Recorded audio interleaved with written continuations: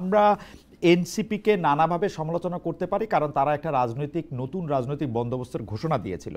কিন্তু তারা যে গণ অভ্যুত্থান করে, তারা সুপ্রিম স্যাক্রিফাইস করে, তারা যে এর আগের ফেসিস্ট সরকারকে যে তাড়ালো, সেইটার ক্ষেত্রে আমরা অনেকেই তাদের নেতৃত্বে বা প্রায় সবাই তাদের নেতৃত্বে রাস্তায় নেমেছিলাম, বা যে রাস্তায় নামতে পারেনি যে যার জায়গা থেকে সেই আন্দোলন করেছিলাম। কিন্তু আমরা তো একটুও বদলাতে দেখতে দিলাম না পলিটিক্যাল পার্টিগুলিকেও। কারণ বিএনপিও তো নতুন রাজনৈতিক বন্দোবস্তের যে চিন্তা, সেই চিন্তাকে সমর্থন জানিয়েছিল, কিন্তু বিএনপির মধ্যে কি আমরা নতুন কোনো কিছু আমরা দেখতে পাচ্ছি? এই কথা ঠিক। প্রথমে সংস্কারের কথা কিছুটা তারা একেবারে উড়িয়ে দিলেও কিছুটা সংস্কারের ব্যাপারে তারা একমত হয়েছে, কিন্তু বিএনপি কি কোনো নতুন রাজনৈতিক চিন্তার কথা বলছে কিনা, জনাব ফাহাম আব্দুল সালাম? অ্যাবসলিউটলি। মানে আপনি যদি বিএনপির চিন্তা ভাবনা আপনি দেখেন, যে একটা ব্যাপার হচ্ছে যে ধরেন আপনি হান্নান মাসুদ যে কথাটা বলতে চাইবেন সেটা হচ্ছে লো লেভেলের চাঁদাবাজির কথা। হ্যাঁ, এখন এই লো লেভেলের চাঁদাবাজি এর একটা বিশাল এক্সপ্লেনেশন আছে আমার কাছে, কিন্তু এগুলো দেওয়ার এখন এটা probably not the right place. হ্যাঁ, এবং ওই জায়গায় বিএনপি ব্যর্থ হয়েছে, এটা আমি স্বীকার করতে। লো লেভেলের যে চাঁদাবাজি এটা কন্ট্রোল করতে পারে না। কিন্তু আপনার যে প্রশ্ন যে বিএনপি কি কোনো নতুন রাজনীতির দিকে আসছে কিনা, আমি আপনাকে একটা ছোট্ট উদাহরণ দিই। বিএনপি নিজের তারেক রহমান সাহেব তো দুবারের বেশি, বিএনপি যেটা অরিজিনাল স্ট্যান্ড ছিল যে প্রাইম মিনিস্টার, সেটা হচ্ছে পরপর দুইবারের বেশি হতে হবে, সেখান থেকে তারা ফেরত চলে আসছে। তারপর তারা গতকাল কিংবা পরশুদিন যেটা দেখলাম সেটা হচ্ছে কি, তারা যে নির্বাচন কমিশন, সেটার ব্যাপারে প্রধানমন্ত্রীর যে একক ক্ষমতা সেটা তারা বলছে যে না, পরামর্শের মাধ্যমে করবেন তারা।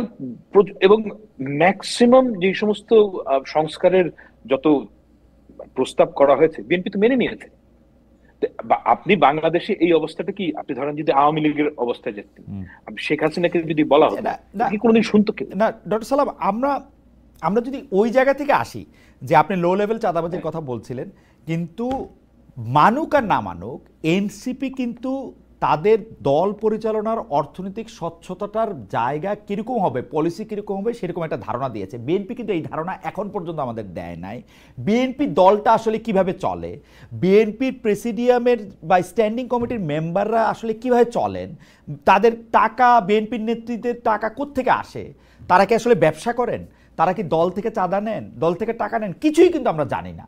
জনাব তারেক রহমান থেকে শুরু করে মির্জা ফখরুল ইসলাম আলমগীর বা ছাত্রদলের সভাপতি রাকিব, এরা সবাই আমার খুব প্রিয়, কিন্তু তারা কিভাবে চলেন আমি তো জানি না, তাদের ব্যবসাটা কি। এবং তারা কিন্তু কখনো এই প্রতিশ্রুতি আমাদের দেন না যে তারা আমাদের জানাবেন যে এটা কিভাবে তারা চলেন। There are two things. Number one হচ্ছে যে তার ব্যক্তিগত ইনকাম কত, এটা একটা কোশ্চেন। আর একটা কোশ্চেন হচ্ছে দল কিভাবে চলে। তার ব্যক্তিগত তারেক রহমান সাহেব কিভাবে চলে এটা আপনার জানার কোনো রাইট নেই। উনি যখন প্রধানমন্ত্রী হবে তখন আপনি যেতে পারেন, উনি যদি সংসদ সদস্য হয় তখন জানতে পারেন, এখন আপনার জানার কোনো রাইট নেই। কিন্তু আমি যখন ভোটার হিসেবে তাকে বিবেচনা করব না, ডক্টর সালাম আমাকে একটু বোঝার জন্য, মানে আমি যখন ভোটার হিসেবে ওনাকে বিবেচনা করব যে উনি আর্থিক লেনদেনের ক্ষেত্রে স্বচ্ছ কিনা, উনি কিভাবে টাকা রোজগার করেন, পৃথিবীর সব দেশেই কিন্তু যিনি পলিটিক্যাল পার্টিকে লিড করেন তার টাকা পয়সাটা তিনি কোথা থেকে পান, কোথা থেকে খরচ করেন, সেটা সামনে আসে। এটাকে আমি তারেক সাহেবেরটা জানতে পারবো না। পছন্দ না আপনি ওনাকে ভোট দিবেন না। না, আমি তো জানতেই পারছি না, পছন্দ না করব কেমনে? পছন্দ না করতে হলেও তো আমার তথ্য দরকার। না, আপনি আপনার এটা তখনই পাবলিক ইনফরমেশন হবে যখন উনি ইলেকশনে দাঁড়াতে চান কিংবা উনি সরকারে গিয়েছেন। ওই সময় আপনি এত বড় পলিটিক্যাল পার্টি লিডার হিসেবে সেটা পাবলিক ইনফরমেশন না। না কেন? উনি তো এখন পর্যন্ত কোনো ক্ষমতায় যান নাই। ক্ষমতার সাথে কি এটা রিলেটেড ডক্টর সালাম? আমি যদি ধরেন মার্কিন যুক্তরাষ্ট্রের কথা বলি, অস্ট্রেলিয়ার কথা বলি, আমার কি কোনো রাইট আছে আপনার বেতন কতটা জানার? আমি তো পাবলিক পার্টি না, তবুও আপনার রাইট আছে। আপনি এটা জিজ্ঞেস করতে পারেন। মানে আমি রাইটের কথা বলতে চাই, যখন আপনি পাবলিক পারসন, মানে বিএনপির সর্বোচ্চ নেতা যদি পাবলিক পারসন না হন, এই পৃথিবীতে কে পাবলিক পারসন? এখানে প্রিভিয়াসের একটা বিষয় আছে, সেটা হচ্ছে কি আমার ইনকাম। হ্যাঁ অবশ্যই প্রিভিয়াসের একটা বিষয় আছে যে আমার ইনকাম কত। আপনি আমাকে বললেন, আপনি জিজ্ঞেস করলেন, বলবো না। কেন? কারণ সেটা ফ্যান্টাস্টিক, এটা একটা প্রাইভেট বিষয়, রাইট? হ্যাঁ, তবে এটা আমার জানা ছিল না, তবে ডক্টর সালাম এটা আমার জানা ছিল না। আমি যতদূর জানতাম যে আপনি পলিটিক্যাল পার্টির লিডার হইতে গেলে, আপনি একটা পাবলিক অফিস হোল্ড করেন আর না করেন, পলিটিক্যাল পার্টির লিডার হইতে গেলে আপনার আয় ব্যয় সম্পর্কে সকল কিছুই পাবলিকলি প্রকাশ করতে হয়, এটাই নর্মস। আমি জানি না যে মানে এর বাইরে আপনি যদি এই নর্মসটা ফলো না করেন, সেইটা আপনাকে ভোট দিন না। আচ্ছা, আপনি এই নর্মসটা ফলো না করেন, আপনি এই রিস্কটা নেবেন, তবু এটা আপনি মানে ওপেন করবেন না। না না না, আমি ব্যক্তির স্বাধীনতার ব্যাপারে খুবই ফাসি, আমি ব্যক্তির স্বাধীনতার ব্যাপারে খুবই সেনসিটিভ। আচ্ছা আচ্ছা আচ্ছা, ঠিক আছে। তাহলে এই এই এই এই এই থিওরিতে তার মানে হচ্ছে যে বিএনপি যারা করতেছেন তারা আর্থিকভাবে কি, তার নিজের পেশা কি, নিজের ব্যবসা কি, সেইটা উনার যখন নির্বাচন কমিশনে উনি যখন ভোটে দাঁড়াবেন তখন তিনি একটা ফর্ম ফিল আপ করবেন, ওখানে উনি লিখবেন কিন্তু আমার এমনিতে জানার অধিকার নাই। ঠিক আছে, এটা আমি চেক করে দেখবো না যে এটা আমার জানার অধিকার আছে কিনা। দ্বিতীয় প্রসঙ্গে যদি আসি, বিএনপি দল হিসাবে কিভাবে পরিচালিত হয়। আমি এনসিপি 150টা গাড়ি নিয়ে গেলে আমি হইচই শুরু করি, বিএনপি যে 1500 গাড়ি নিয়ে বাইর হয়। আজকে তারেক সাহেব যদি বাংলাদেশে আসে 15,000 গাড়ির মিছিল হবে, কমপক্ষে 1.5 লাখ হইতে পারে। সেইটার জায়গাটা কোত্থেকে হবে, সেইটা কি আমরা একটা জবাব চাইতে পারবো, মানে ওইটা কোন জায়গায় হবে? অফকোর্স ব্যাপারটা হচ্ছে যে বাংলাদেশে এনসিপি যেভাবে চলছে, আওয়ামী লীগও সেভাবে চলতো, বিএনপিও সেভাবে চলে। ওকে, এবং আপনি এটাকে যেই নামেই ডাকেন, এটা হচ্ছে কি চাঁদা, মানুষের চাঁদায় চলে, অ্যাজ সিম্পল অ্যাজ দ্যাট। এখন আমাদের যেটা দরকার সেটা হচ্ছে কি এখানে একটা স্বচ্ছতা আনা দরকার, রাইট রাইট। সেই জায়গাটায় আমাদের যে সমস্যাটা হয়েছে আমাদের এই 5ই আগস্টের পরে, আমাদের যে এন্টায়ার এনভায়রনমেন্ট সোশ্যাল মিডিয়ায় বলেন এমন টক্সিক হয়ে গেছে যে প্রত্যেকের গলার মধ্যে ছুরি চাপ মারতে চায়। এই জায়গায় যদি আমরা সিভিলাইজড ওয়েতে বলার চেষ্টা করতাম যে ওকে, লেটস রেগুলেট আওয়ারসেলভস, আমরা কিভাবে কাজটা করবো সেটা ঠিক করি, ওই পরিবেশটাই এখন আর নাই। একে দেখতে পারে না এবং আমরা যথারীতি বাঙালির যে আচরণ সেই আচরণে চলে আসছি। এখন এমন অবস্থা তৈরি হয়েছে যে আমরা ছোটবেলায় ওই ড্রাকুলার ছবিতে দেখতাম যে নায়ক একটা ওই ক্রস দেখাতো এমনি করে, এবং ওই ক্রস দেখালে ড্রাকুলা করে মারা যেত। তারপর পরে গিয়ে দেখলাম যে ওই টার্কিশ ছবিতে আয়তাল কুরসি বললেই হয়। জামাত এবং এনসিপি নেতাদেরকে আপনি যদি একটা প্ল্যাকার্ড লিখে নির্বাচন শব্দটা লিখে দেন, সর্বনাশ হয়ে যাবে। আপনি যদি কুফরি কালাম করতে চান, একটা জামাত ইসলামের বালিশের, যে কোনো কর্মীর বালিশের নিচে আপনি একটা তাবিজের মধ্যে নির্বাচন বার্তা লিখে দিয়ে দেন, 40 দিনের মধ্যে লোকটা মারা যাবে। পিকিউলিয়ার অবস্থা। আপনি দেখেন যে আনবিলিভেবল, নির্বাচন ওয়ার্ডটা এমন টক্সিক ওয়ার্ড, মানে ক্রিপ্টোনাইটের মতো। নির্বাচন শব্দটা শুনলে সবাই রেগে যাচ্ছে। You have to face it, you have to do it. না ফাহাম, দুইটা জিনিস আমরা আসলে যদি একটু খেয়াল করে তাহলে আমরা দেখব যে নির্বাচন নিয়ে বিএনপি ছাড়া বাকি সবারই একটু রেগে যাওয়ার কথা। কারণ এখন যে অঙ্ক করা স্বাভাবিক, যে রাজনৈতিক অঙ্ক, রাজনীতিক যারা পরীক্ষা দিতে মাত্র বসছে তারাও, আর আমরা যারা অনেকদিন ধরে অবজারভার, পরীক্ষাও জীবনে দেই নাই, তারাও কিন্তু আমরা এটা বুঝতে পারছি যে বিএনপি ক্ষমতায় আসবে। আমাদের প্রশ্ন ছিল যে আমরা কি একসেট স্বৈরাচারী সরকার চলে যেতেছে, কিন্তু আরেকটা দল আসবে, সেই দলটা একই পথে হাইটা একই রকমভাবে হয়ে উঠবে কিনা, মানে বিএনপি হয় না এখনো, হইয়া ওঠার সম্ভাবনাটাকে রোধ করতে পারবো কিনা, ওইটা ছিল হচ্ছে আলোচনা। সেই জন্য কিন্তু বারবার কিছু সংস্কারের কথা বলা হয়েছে, কিছু পরিবর্তনের কথা বলা হয়েছে। বিএনপি যদি এখন যে বিষয়ে রাজি হয়েছে, প্রধানমন্ত্রীর 2 টার্মের কথা আমি যদি বলি, আরও একটা দেখলাম যে নির্বাচন কমিশন গঠনে প্রধানমন্ত্রীর একক এখতিয়ারের কথা যদি বলি, সেগুলি যদি 2025-এর ডিসেম্বরের আগে রাজি হইতো, তাহলে বোধহয় নির্বাচনটা আরেকটু আগেও হইতে পারতো। আপনার কি মনে হয় না যে এই নির্বাচনটা পেছানোর কারণ বিএনপির এক ধরনের একগুয়েমি, সংস্কার শুনলে বিএনপির গায়ে জ্বর আসা, এরকম কিছু? না, আমি বিএনপি তো ম্যাক্সিমাম সংস্কার মেনে নিয়েছে। না, মানছে অনেক পরে। ডক্টর সালাম, আপনি খেয়াল করেন এটা হলো গত 1-2 সপ্তাহের ডেভেলপমেন্ট। না না না, আমি আপনাকে বলি যে বিএনপি ফান্ডামেন্টাল কিছু সংস্কার মানে নাই। ফান্ডামেন্টাল সংস্কারের মধ্যে একটা হচ্ছে এনসিপি, যেটা সাংবিধানিক কাউন্সিল, সেটা ঠিক আছে, সেটা আমি বুঝছি। হ্যাঁ, এই ধরনের কয়েকটা ফান্ডামেন্টাল সংস্কার তারা দুইবারে বেশি প্রধানমন্ত্রী হইতে পারবে না, সেটা তো বিএনপি প্রথমে মানতেছিল না, মেনে নিয়েছিল না, এটা এখন মানছে। এটা যদি গত বছর মানতো তাহলে ইলেকশন আরো আগে হইতো। এইটা একটা হাইপোথিসিসের কথা বললাম। না না না না, আপনি ইউ আর রিডিং ইট রং। আচ্ছা আচ্ছা, আমাকে জামায়াতে একটু। ইসলামী এবং এনসিপি এই দুটো দল নির্বাচন চায় না, অ্যাজ আচ্ছা, সিম্পল এজ দ্যাট। ওকে। আমাদের হান্নান মাসুদ যাই বলুক, তাদের যে অ্যাক্টিভিটি এটা ক্লিয়ার। এই সরকার অথর্ব, হ্যাঁ, এই অপরাধে তাদের অথর্বপনা দীর্ঘদিন ধরে করতে দিতে হবে। এটা হচ্ছে কি এনসিপির অফিসিয়াল স্ট্যান্ড। আমার মনে হয় যে আমার মনে এখন হয় যে আপনাকে তো এই জি, আপনি শেষ করেন, একদম শেষ করেন। আমার আমি আমার হান্নান কথা মাসুদকে আর প্রশ্ন আমার করতে কথা চাই হচ্ছে না, যে আপনার আপনি মন্তব্যের যদি প্রেক্ষিতে মনে করেন, জানতে চাই। জি। আপনি যদি মনে করেন যে এই সরকার অথর্ব, আমি এই ওয়ার্ডটা ইউজ করতে চাই না, কিন্তু এই ওয়ার্ডটা, এটা সত্যি কথা, এই সরকার খুবই দুর্বল এবং আমরা চাই যে এখান থেকে আমরা উত্তরণ করতে।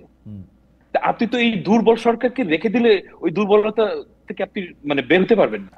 ওকে, মানে দুর্বলতার রিজনটাই হচ্ছে কি এই যে তারা অনির্বাচিত, আমি একটু তাদের ওই যে আমি একটু হান্নান মাসুদের কাছে যেতে চাই। জনাব হান্নান মাসুদ, দুটি বিষয় ডক্টর সালাম একদম স্পষ্ট করে বলেছেন যে এই সরকার আসলে দুর্বল, এবং দ্বিতীয় হচ্ছে যে এনসিপি এবং জামায়াতে ইসলামী আসলে নির্বাচন চায় না। সেজন্য যত রাজনৈতিক কার্যক্রমই আপনারা করেন না, এইটার শেষ জায়গাটা হচ্ছে আপনারা নির্বাচন চান না। প্লিজ, আমি একটু আগে আপনাকে বলে নিই, আমার জায়গাটাকে একটু আমি বলে নিই। আপনার প্লিজ এটা বললেন না যে আমরা নির্বাচন চাই, আগে হানা ভোট দেন, আগে স্থানীয় সরকার নির্বাচন দেন, এটা বললেন না। মানে সরকার বদলের নির্বাচন আপনারা চান না, এইটার ব্যাপারে যদি আপনি মতামত দেন, যে আসলে জাতীয় নির্বাচন যেটা ভোট দিয়ে আপনারা সংসদে যাবেন, এটা আপনারা চান না। কেন? আমি তো সংসদে যাওয়ার জন্য খুব উদগ্রীব হয়ে আছি যে যদি নির্বাচিত হই। জি, আর কিন্তু ভেরি গুড। কথা ভেরি হচ্ছে গুড। যে আমাকে তো সেই পরিবেশটা দিতে হবে না। আমি রুলস রেগুলেশন, আমার পার্টি, আমি জানি না নির্বাচন চাই না এটা কখনো বলছে কিনা। আমরা তো কয়েকটা পূর্ব শর্ত আছে। আমরা যদি আগের নিয়মেই চলি তাহলে আমার অভ্যুত্থানটা দরকার ছিল না। আমরা বলছি নিয়মের কিছু পরিবর্তন করেন না, আমরা নিয়মের পরিবর্তন করতে বলছি। যত দ্রুত নিয়মের পরিবর্তনে আপনারা একমত হবেন তত দ্রুত নির্বাচনটা হবে, আমরা সেই কথা বলি। আমরা যখন হচ্ছে আপনি ধরেন হচ্ছে বিএনপি 31 দফার মধ্যে পরপর 2বার প্রধানমন্ত্রী হবে, আমি এটা কয়েকবার করছিলাম, পরপর 2বার। আমি খুবই নিজেও বিএনপির প্রত্যেকটা প্রোগ্রামে যেতাম। পরপর 2বারের বেশি প্রধানমন্ত্রী হবে এটা ছিল না। সকল রাজনৈতিক দলের সাথে বসার পরে বিএনপি যখন 31 দফা তৈরি করলো 2022 সাল কি 23 সালে, তখন ছিল হচ্ছে 2বারের বেশি প্রধানমন্ত্রী কেউ প্রধানমন্ত্রী হবে না, এই বিষয়টাই ছিল। কিন্তু যখন হচ্ছে আপনার ঐক্যমত কমিশনের আলোচনায় গেল, বিএনপি সেখানে পল্টে নিল। বিএনপি বললো না, হচ্ছে পরপর 2বার। এইটা নিয়ে মোট চারটা মিটিং হলো, তারপরে গিয়ে বিএনপি একমত হলো। 4 দিন নষ্ট করা হলো, 4টা মিটিং এর জন্য 2 সপ্তাহ নষ্ট হলো। আপনার এরপরে হচ্ছে এনসিসি হবে না, না, কিন্তু বিএনপি হান্নান এখানে মাসুদ, বলার আমি পরে আমি তারপরে সংস্কারের প্রসঙ্গে একটু আসি। আমি আপনি এইটাও একটু বললেন, আপনারা একটা দাবি করলেন, অদ্ভুত দাবি, যে বিচার করে যেতে হবে, কারণ বিএনপি আসলে বিচার করবে না। বিএনপি না না হচ্ছে আমাদের কথা আওয়ামী লীগ দিয়ে সবচেয়ে বেশি সাফার দল, তারা বিচার করবে না, এবং এই বিচার এই সরকার না করলে আর কেউ করবে না, এরকম একটা দাবি করে আপনারা নির্বাচনে খালেদ ভাই, পিছাতে চাইলেন। জি, খালেদ ভাই, বিএনপি সবচাইতে সাপার দল, এটা আমি আপনি সবাই স্বীকার করি। বাট তৃণমূল থেকে শুরু করে সব জায়গায় আওয়ামী লীগের লোকজনকে টানার জন্য, এবং হচ্ছে আওয়ামী লীগের বর্তমানে যারা হচ্ছে চেয়ারম্যানশিপ আছে তাদেরকে এলাকায় এলাকায় শেল্টার দিয়ে ইউনিয়ন পরিষদের সকল সুবিধা কারা নিচ্ছে? এনসিপিও কিছু কিছু চট্টগ্রাম আওয়ামী নিচ্ছে। লীগ নেতাকে ধরার পরে, এনসিপির কাছে যারা আসতেছে তারা আচ্ছা, এনসিপিও নিচ্ছে। আপনার আমি তালিকা দিব না এনসিপি কোন কোন আওয়ামী আমি লীগের বলছি, নেতা কর্মীদের হ্যাঁ সুবিধা হ্যাঁ, দিচ্ছে, আপনি চাইলে আমি আপনাকে দিব না। হতে পারে। এনসিপি তো আওয়ামী লীগ দ্বারা সবচাইতে দল না, আমি যেটা আপনাকে বলতেছি। হুম, বিএনপি কিন্তু হচ্ছে আওয়ামী লীগ দ্বারা সবচাইতে নির্যাতিত দল, কিন্তু আওয়ামী লীগ নিষিদ্ধের ব্যাপারে বিএনপির আগ্রহ ছিল না, বিএনপি চাই নাই। এখনো এখনো বলতেছে না তো, আপনার এই কথাটা দল নিষিদ্ধের ব্যাপারে তো মাফিয়া আরেকটা রাজতন্ত্র দলের ছিল। আগ্রহ থাকতে পারে না।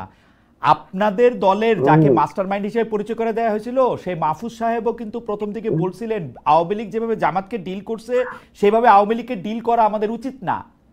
ডক্টর মোহাম্মদ আমরা ইউনূস এখন অন্তত একই, 3টা বড় বড় আমরা সাক্ষাৎকারে এখন বলেছিলেন আওয়ামী লীগ তিনি নিষিদ্ধ করতে আমরা চান এখন না। খালেদ ভাই, আমরা এখনো বলছি যে হচ্ছে আওয়ামী লীগকে জামাতকে যেভাবে ডিল করা হয়েছে, আওয়ামী লীগকে যদি একইভাবে ডিল করা হয়, দেশের সহনশীলতা রাজনীতি থাকবে না। হুম হুম, আপনার অবশ্যই এই বিরাট জনগোষ্ঠীকে রাজনীতি করার অধিকার দিতে হবে। যারা অপরাধের সাথে জড়িত ছিল না, অপরাধীদেরকে বিচার করতে হবে, হুম, এদেরকে আইনের আওতায় এনে আপনি হচ্ছে প্রতিটা উপজেলায়, যেমন আমার উপজেলায় ধরেন বিএনপি বলতে ছিলই না কেউ বিএনপি পরিচয় দেওয়ার জন্য তেমন একটা কোনো গোষ্ঠী। শুধু প্রতিষ্ঠা বার্ষিকীর একটা মিছিল হইতো, প্রতিষ্ঠা বার্ষিকীর দিন আর কোনো প্রোগ্রাম হতো না। সেই সবাই আওয়ামী লীগ ছিল, সবাই আওয়ামী লীগ ছিল। এখন আমি সবাই এলাকা থেকে বের করে দিয়ে রাজনীতি হবে? আমার কথা হচ্ছে যারা অপরাধের সাথে জড়িত ছিল, আপনার প্রত্যেকটা চেয়ারম্যান, প্রত্যেকটা উপজেলা চেয়ারম্যান, প্রত্যেকটা এমপি, এগুলা মোটামুটি বিচার করলে বাংলাদেশে 10,000 বিচার হয়ে যায়। 10,000 মানুষের বিচার করলে আওয়ামী লীগ আর থাকে নাকি? হুম। কিন্তু সেটা তো হচ্ছে না, এদেরকে আইনের না, আওতায় আনা আপনি হচ্ছে না। আপনি আমরা বলছি 10,000 এদেরকে মানুষের আইনের আওতায় এনে জনাব হান্নান মাসুদ, আমরা 10,000 প্রথম মানুষের থেকে 10,000 মানুষের বিচার সম্পর্কে মানে বিচারটা কি করতে হবে? সম্পন্ন করতে হবে, শুরু করতে হবে, ভাই, কি করতে হবে? না না না, মামলা দিতে মোটেও হবে? না, এটা তো কথা না। আমরা আমরা একটা অগ্রগতি দেখতে চাচ্ছি, অন্তত শেখ হাসিনা সহ কয়েকজনের রায় দেখতে চাচ্ছি। শেখ হাসিনা, আপনি কি এই মনে করেন সরকার যে তো শেখ দায়িত্ব হাসিনার নিচ্ছে। পক্ষে যে মামলা হবে সে রায় দেওয়াটা 4-5 বছরের মধ্যে সম্ভব?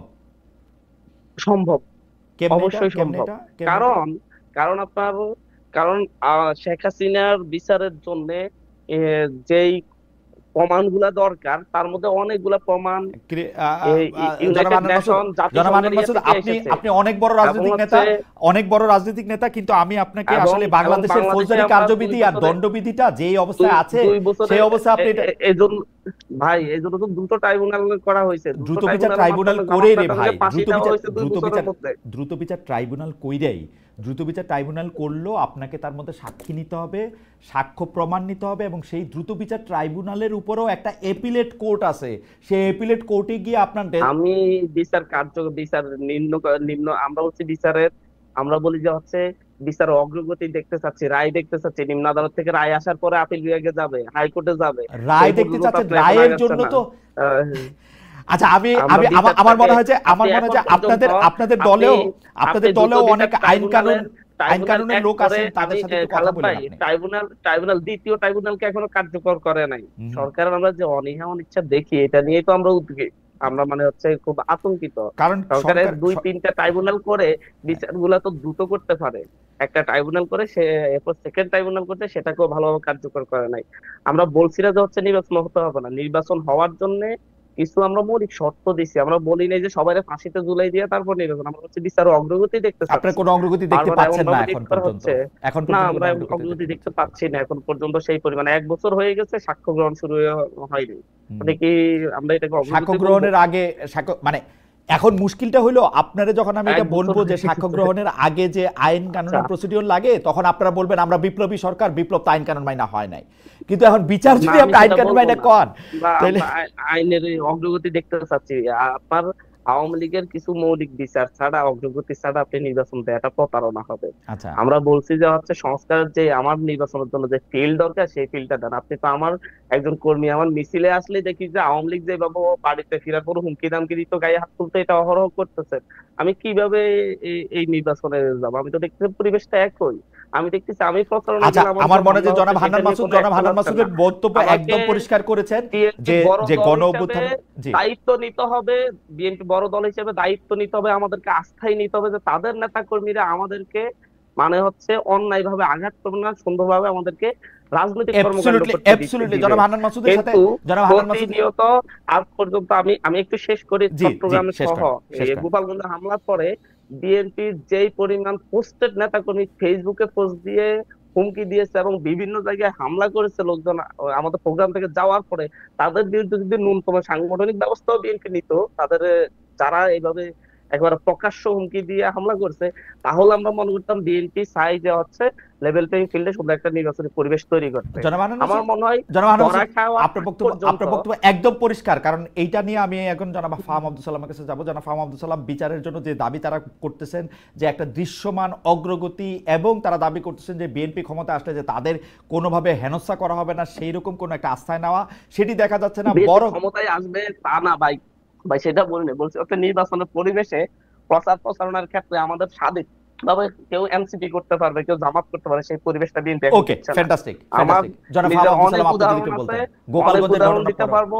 শুধু এনসিপি করার কারণে বাড়িতে হুমকি দেওয়া হচ্ছে, গায়ে হাত তোলা হচ্ছে বিএনপি কর্তৃক, যেটা আওয়ামী লীগ করতো। ওকে,